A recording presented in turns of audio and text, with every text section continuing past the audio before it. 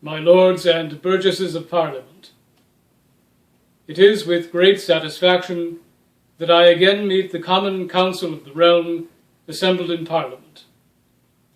I am ever anxious to avail myself of your advice and assistance, and I rejoice that the present state of public affairs is such as to permit you to proceed without delay or interruption to the calm examination of those measures which will be submitted to your consideration. We find ourselves assembled here on the anniversary of the opening of my first Parliament, and at the commencement of a fresh approach to the manner in which the Parliaments of my dominion are henceforth to be collocated.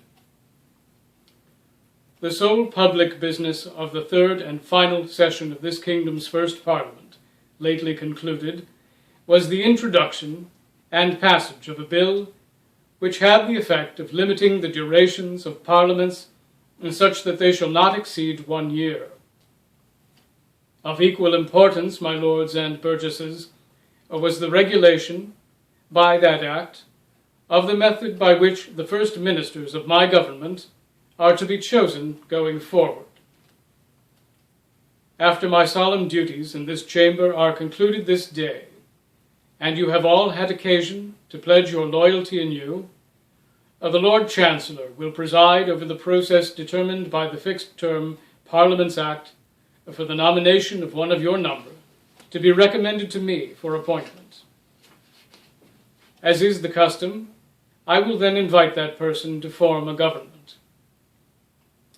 My government presently in place shall, at the conclusion of this address, dissolve.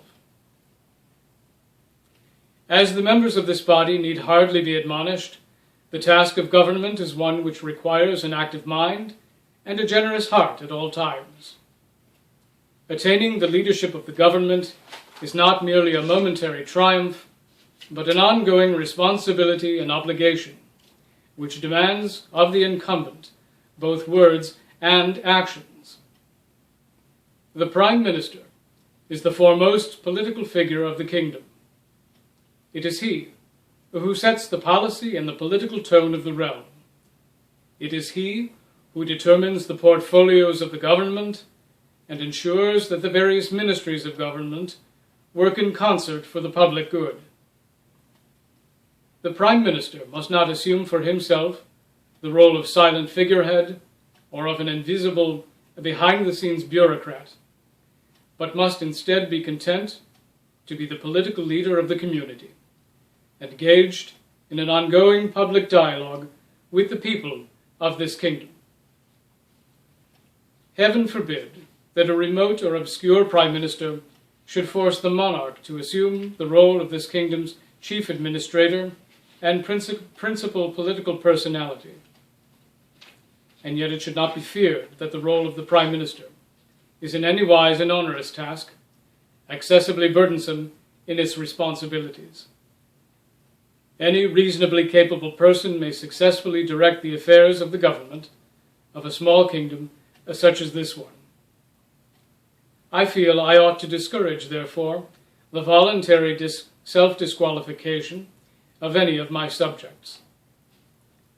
The task requires only a modest level of commitment after all, and nobody who has become a citizen of this kingdom has become so simply to be a silent spectator.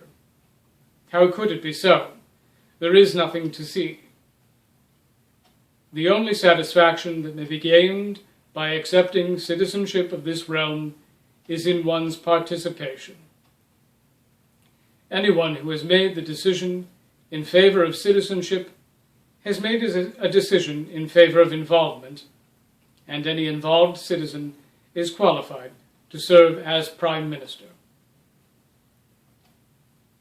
When it happens that a candidate for the highest office gains the confidence of this body and is subsequently invited to form my next government, that individual will require the material support of his fellow citizens in terms of their volunteerism and industry, as he or she seeks to assemble a cabinet.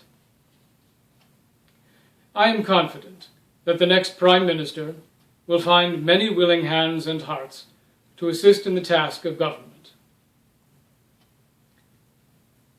The first day of March marked the celebration of the anniversary of the independence of the Kingdom of Scone. For 1 year now, this realm has endured as a free and independent kingdom, and I have the satisfaction to report to this body that the passing year has seen no diminishment in the vitality of the Scottish state. It may be observed, in fact, that the Kingdom of Scone has experienced modest growth and has successfully sustained the traditions of monarchy and of parliamentary democracy which she inherited from the former Glennish kingdoms. I rejoice and give thanks, therefore, that our little kingdom has arrived at this happy milestone.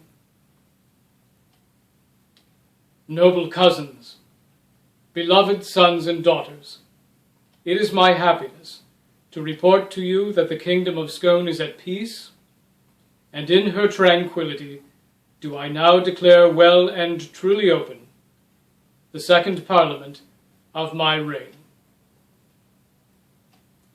May divine providence guide you in your deliberations and make you equal to the trust bestowed upon you.